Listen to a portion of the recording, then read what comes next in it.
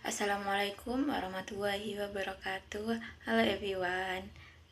In this mini documentary, I will analyze a short conversation my group class in English Teach A, and this mini documentary to show how language work.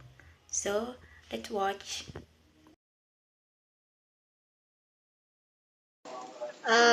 Last week, 2 weeks ago, Bapak said if we in the in the paragraph process we must to make something kayak apa Rois, kayak misal buat piscok. Nah, nanti kita tuh buat di kelas gitu.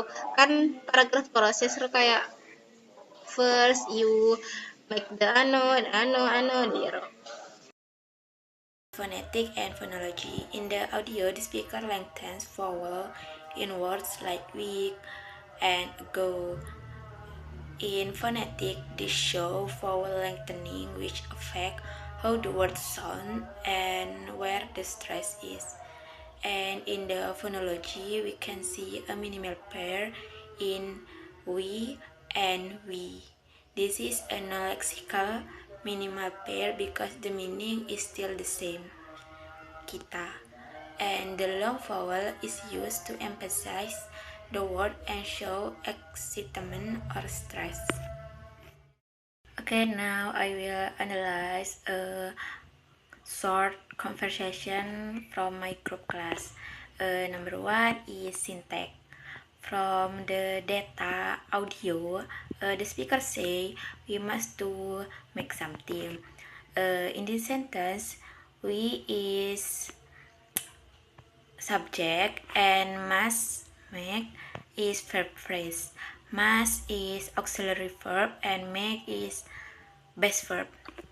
However, the sentence is not fully well formed because the word to interrupts the verb phrase. This happens because the speaker speaking spontaneous and hesitating.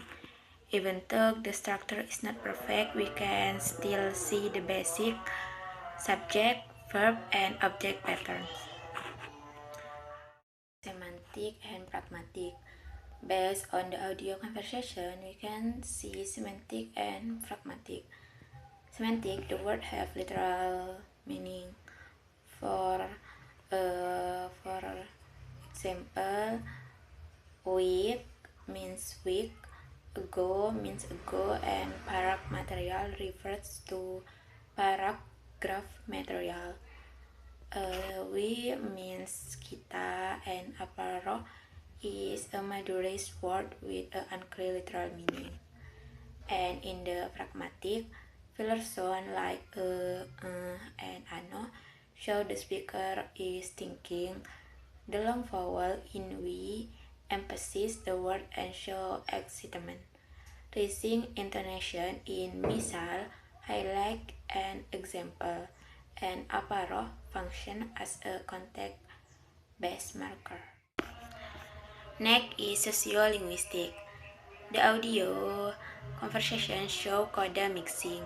The speaker say make something kayak aparo, bapak said, and the other. Here English, Indonesian, and Madurese are used in one conversation.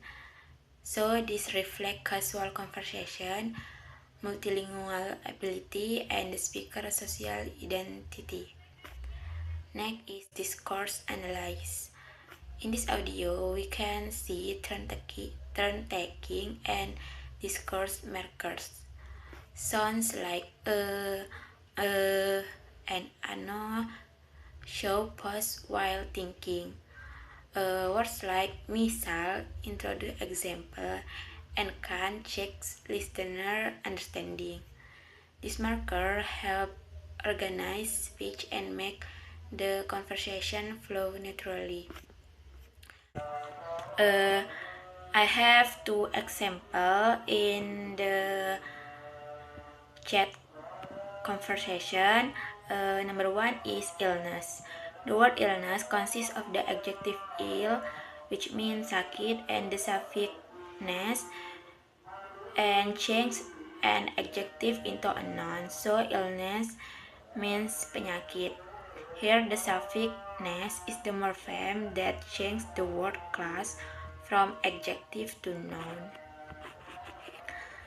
Okay, number two, for example, is rewrite. The word rewrite consists of the prefix re, meaning lagi, and the root word write, which means menulis. So rewrite means menulis lagi. Here the prefix re is the morpheme that changes the meaning of the verb without changing its word class. And this example is derivational morphology. So in this mini documentary, my integration is this classroom conversation show how linguistic works together. Syntax show sentence structure, morphology explain word form, phonetic and phonology explain sounds, semantic and pragmatic explain meaning, sociolinguistic show identity, and discourse analysis explain interaction. All of this help us understanding real communication. So, reflection, this project show that everyday conversation is full of meaning. Pause, vowel, lengthening, and language mixing are not random. Linguistics help us understand both structure and social context in real-life communication. Maybe that's it from me. Wassalamualaikum warahmatullahi wabarakatuh.